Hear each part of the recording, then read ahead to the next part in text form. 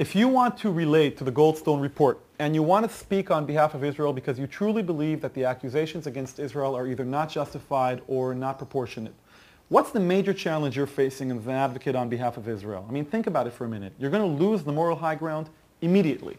Here you need to challenge the authenticity and the integrity of a report commissioned by the Human Rights Council of the United Nations, which everybody at least allegedly agrees is a neutral international body.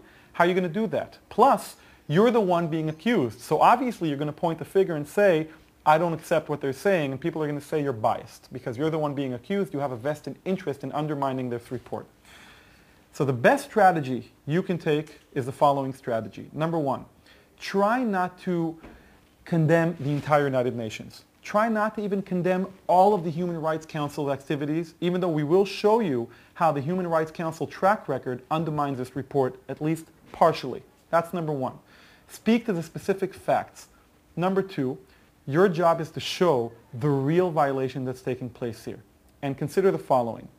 If you park illegally and you get a ticket, most people would say that's a justified ticket. Justice has been served.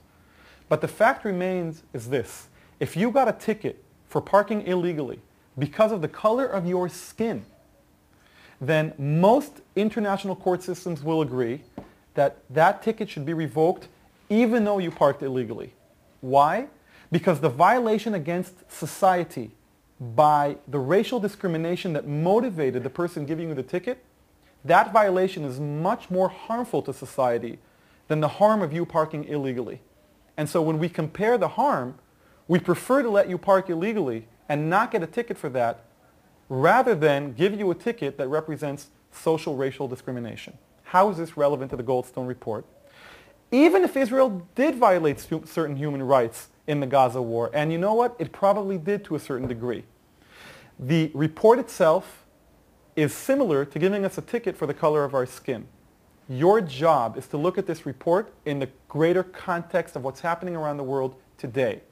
Why did the Goldstone report initiate its activities, its fact-finding mission, only after the Gaza war, when it itself says in the report that it acknowledges the fact that over 10,000 rockets were fired by the Hamas, by the Palestinians, on Israeli cities for a period of 8 years, and that the firing of these rockets does constitute violations of international law and violations of human rights. So for 8 years, Israel is being attacked. For 8 years, violations have been taking place, and nothing. The Human Rights Council doesn't issue a request for a fact-finding mission. Nobody calls Mr. Goldstone to go and find out what's happening, only until Israel responds. Israel responds in a war that lasts 3 weeks, and in a war that takes casualties less than 1,500 people, and less than half of them innocent civilians.